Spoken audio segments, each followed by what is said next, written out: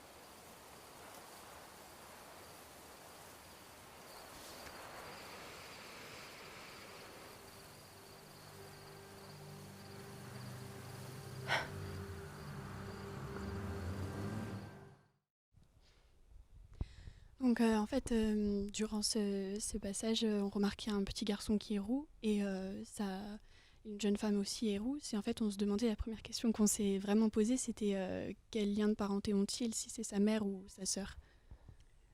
C'est bien que ça pose des questions parce que le but est pas forcément qu'il y ait une lecture à sens unique. Moi, je l'ai envisagé comme sa mère. Mais ça pourrait parfaitement être sa sœur aussi. Et de même que après, il y a un personnage masculin qui arrive et il y en a qui me demandent si c'est le père ou un amant, etc.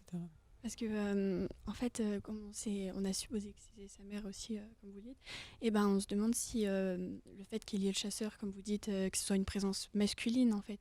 Est-ce qu'on peut apparenter le fait que le petit garçon soit un peu protecteur avec la jeune femme? Est-ce qu'on peut comparer ça au complexe d'Oedipe, un peu? Oui, c'est une piste possible. Après, quand on a écrit le scénario avec la scénariste, c'est pas la chose qu'on voulait mettre le plus en avant. La nécessité, c'était qu'il y ait un nœud dramatique, donc une tension, et donc un moment où ça explose, et que le cow-boy était un très bon moyen de faire exploser tout ça, parce qu'il arrive, ils rompt leur duo, quoi. Et soit, effectivement, soit le petit garçon essaye de protéger sa mère ou sa sœur, si c'est... Enfin, voilà. Soit il essaye plus... Enfin, moi, de mon point de vue, il essaye plus de s'imposer au sein de ce couple et d'essayer de récupérer sa mère pour lui. Il aime clairement pas ce type. D'accord. Donc, en fait, c'était plus une sorte d'amant, un peu, qui, lui, voulait... Moi, dans ma tête, c'est ça. Après, je ferme exprès surtout pas les pistes parce que j'aime bien quand le spectateur a la place de se projeter et de. Alors, faut pas que les questions soient trop énormes, sinon on suit plus le film. Mais si chacun peut se dire, bon, bah, ouais, c'est l'amant, c'est le copain de la sœur ou c'est le père, ça me dérange pas, quoi. Il n'y a pas une interprétation trop fermée qui empêcherait après d'accéder au sens à la suite de ça. Puis il y avait peut-être pour compléter aussi, il y avait l'amant, on ne sait pas si c'est un amant ou pas, mais en tout cas c'est un peu la figure du cow-boy avec tout ce qu'il y a derrière d'imaginaire que ça peut déclencher. Et je crois que ce qu'il y avait de rigolo dans le film aussi, c'était le fait de déconstruire un peu le mythe du cow-boy qui est super macho au début et qui arrive, qui est désiré, tout ça. Et sans dévoiler la fin du film, son image va en prendre un coup aussi. Oui. Donc il y avait peut-être aussi ce jeu-là sur l'imaginaire autour de la figure du cow-boy. Oui, parce qu'il arrive un peu en élément perturbateur avec son fusil, sa cigarette, et à la fin, on le voit un peu différemment. Oui, comme vous disiez, il en prend un coup un peu, oui. C'est vrai. Et on remarque aussi qu'il y a un style graphique particulier, c'est un peu comme de la craie sur un tableau noir d'école. Et c'est vous qui faites les dessins, c'est ça, le graphique?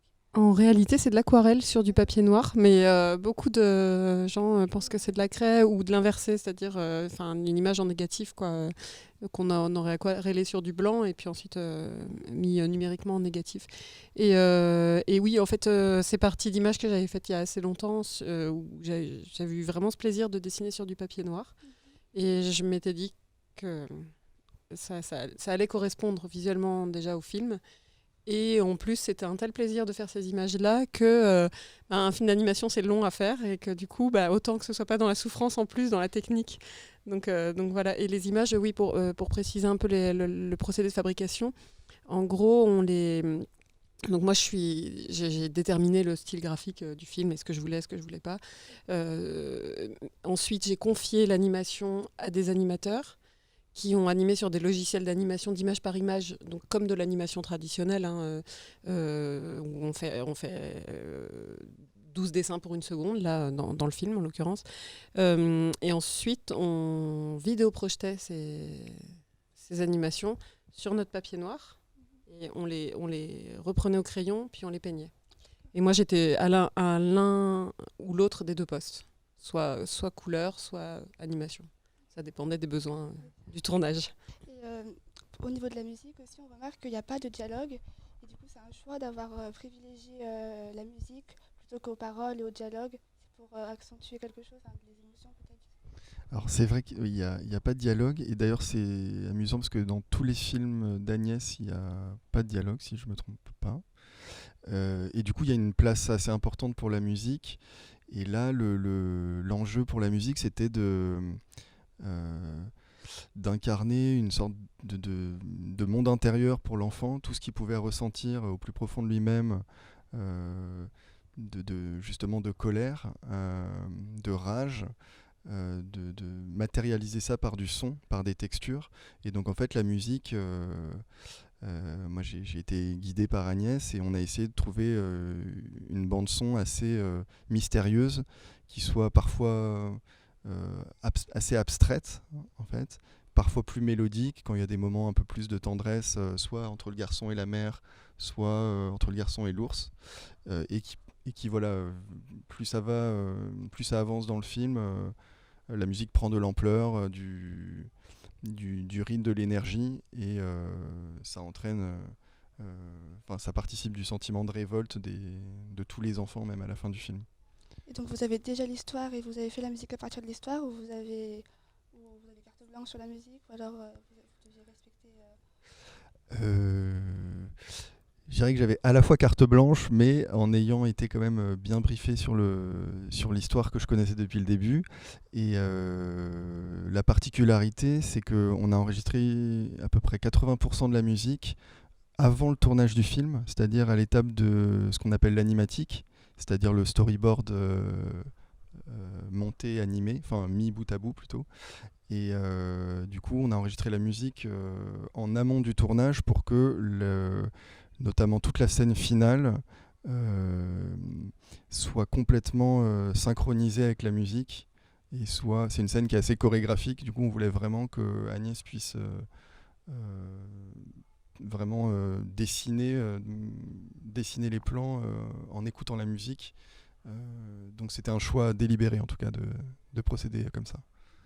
Et puis la musique s'accorde vraiment parfaitement, je trouve, à la fin du film, notamment avec les couleurs.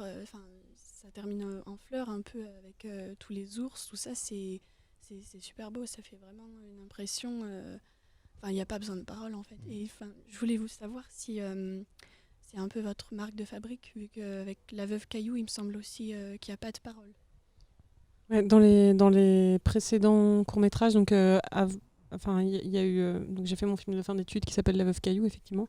Entre-temps, il y a eu aussi un film qui s'appelle Tchoulienne, Histoire de corbeau, qui a bénéficié de la même aide d'ailleurs à la musique, il faut le dire. Si on a pu faire des musiques comme ça, c'est aussi grâce à la Chaise Dieu, qui a eu une résidence incroyable de 5 jours où on vient avec des musiciens et on enregistre dans un auditorium en bois avec une acoustique magnifique. Et donc voilà, ces deux films-là, Tchoulienne et L'Heure de l'ours, ont bénéficié de cette aide.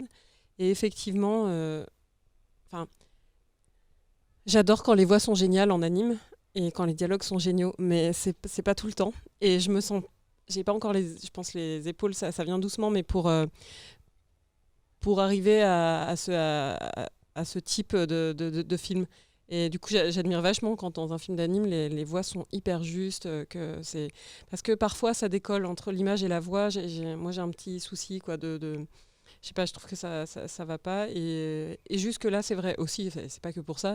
J'ai jamais eu besoin de raconter un film avec des paroles. Comme il y a volontairement une part de mystère et j'ai pas forcément envie de tout expliquer.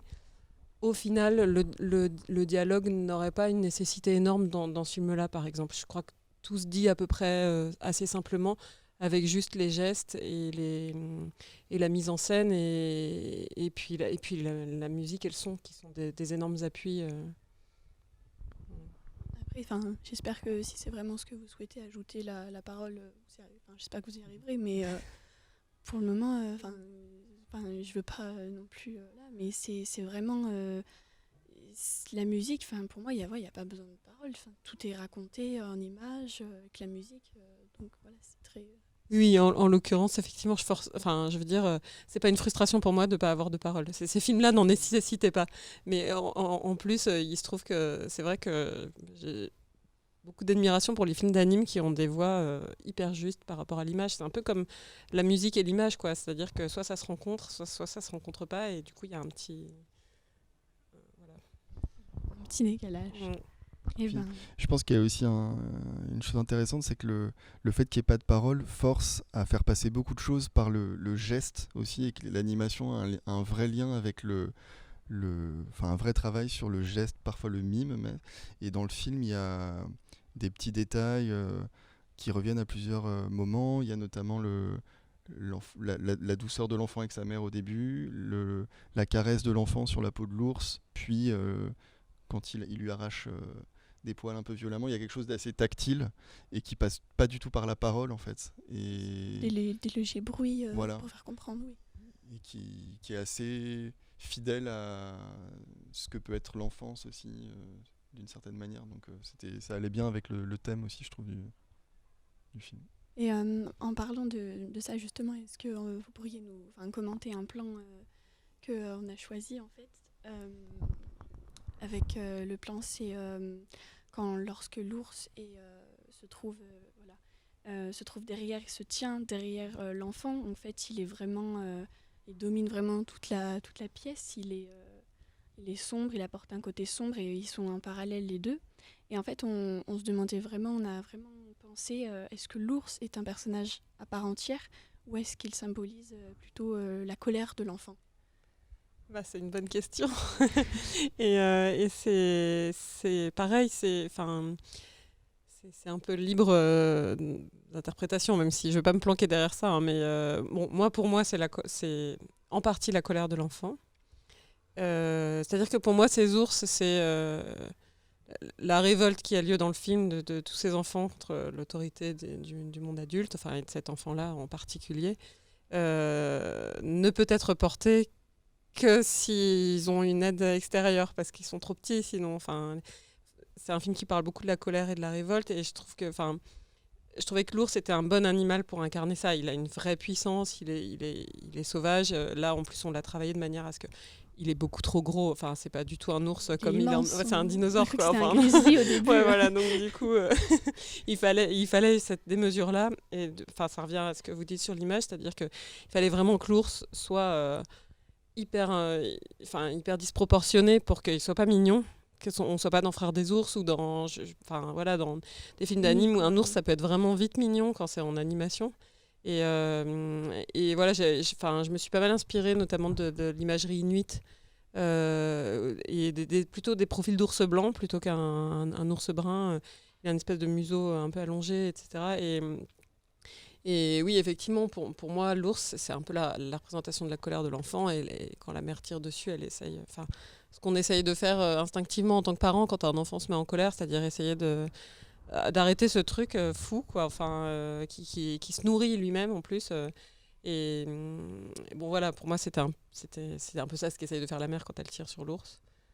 Après, on avait une autre interprétation aussi avec la scénariste. C'est aussi mon enfant se retrouvait avec un ours juste derrière lui, que j'avais un fusil dans le coin, je pense que peut-être j'essaierais de protéger mon enfant aussi, mais c'est un peu, ça rejoint la notion d'étouffer la colère, c'est-à-dire que Vouloir la mettre en cage, comme Voilà, on veut mettre c'est en ça. cage un ours pour protéger son enfant, alors que ça devrait plutôt être l'inverse, le faire ressortir. Voilà, en fait, voilà, c'est la conclusion, moi, pour moi, c'est que cette colère-là, elle mérite d'exister, et elle mérite d'exister pour chacun, pas que pour les enfants. Enfin, moi, ça parle aussi d'une colère qui est la mienne, et je trouve que c'est très important qu'elle existe, et que souvent, on nous dit que la colère, voilà, c'est pas bon, et je pense que au contraire, c'est un levier pour beaucoup de choses.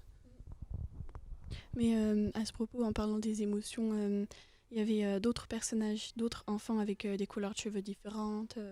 Et en fait, on a interprété ça comme si ça représentait plus des émotions. Est-ce qu'on fait une fausse piste ou Ah ben non, c'est une jolie interprétation. Ouais, moi, je l'ai pas. C'est pas une fausse piste, mais c'est la première fois qu'on me le dit, et je trouve que enfin, c'est assez juste. J'y ai pas pensé en le faisant. En fait, il fallait que. C'est hyper terre à terre, mais il fallait qu'on distingue cet enfant-là avec ses cheveux rouges du reste de la bande. Et comme le film est en couleur et qu'il est sur fond noir aussi, toutes les couleurs ne passent pas sur ce fond noir, donc on s'est dit on va mettre des couleurs qui sont pas forcément réelles d'ailleurs pour des cheveux, hein, des verts, des bleus, etc. Mais qui permettent de se dire ah oui, c'est pas forcément lui, mais c'est vrai que ça pourrait être totalement aussi des émotions, les émotions qui l'accompagnent. On sait pas très bien qui c'est ces autres enfants. Moi, dans ma tête, c'est une espèce de révolte commune qui se rejoint. Voilà, on suit un personnage A qui est notre petit héros. Et il y a une sorte de narration B qui est l'organisation de cette révolte. Enfin, tous les enfants, au fur et à mesure, ça devient de plus en plus inquiétant pour l'ordre établi quoi, par les adultes. C'est un peu une forme de dézoom aussi, où je crois que tu avais l'idée de montrer que dans d'autres familles ou dans d'autres endroits, il pouvait se passer la même chose, et qu'il pouvait se passer la même chose de manière synchronisée. Ce qui fait qu'il y avait presque une solidarité entre les enfants révoltés qui pouvaient s'installer dans cette ville ou dans ce pays, et que c'était un peu enfants révoltés du monde, unissez-vous, et voilà, une sorte de révolution des enfants en colère contre les adultes. Et quand vous parlez de révolte et de colère, est-ce qu'on peut rapprocher ça à l'adolescence aussi, à cette période où les enfants sont plus ou moins en colère et tout ça et tout ça? Oui, carrément. Et puis nous on a appris, enfin voilà, on a un petit garçon. Il y a plein de phases d'adolescence dans la vie. Et donc, bon, après, il y a celle qui est très connue, l'adolescence, oui. mais oui, carrément. C'est des moments où on est en colère contre... Facile, ça peut monter facilement, mais parce qu'il y a quelque chose à combattre, quoi. Enfin...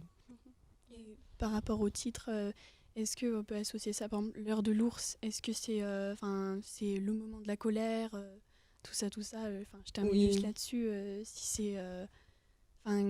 par rapport au titre, comment est-ce que vous l'avez choisi Vous avez choisi le titre avant de faire le film, pendant de faire le film, après avoir fait le film? Avant, il s'est imposé très tôt le titre, et en fait, c'était lié à... On avait remarqué qu'il y avait une heure, donc on est passé par un peu plusieurs états là, avec ce petit garçon, et on a remarqué qu'il y avait une heure quand on se baladait dans la ville où on habite, où tous les enfants hurlaient en même temps. Et vers 5-6 heures du soir, beaucoup de bébés... Avant le dîner, je pense. Avant le dîner, je sais pas. Où on entendait, en fait, c'était l'été. Et je me rappelle qu'on s'est dit, oh, mais c'est fou, les fenêtres sont ouvertes. Et genre, ça crie partout. Et à chaque fois, c'est l'heure de l'ours, pour nous, c'est vraiment genre...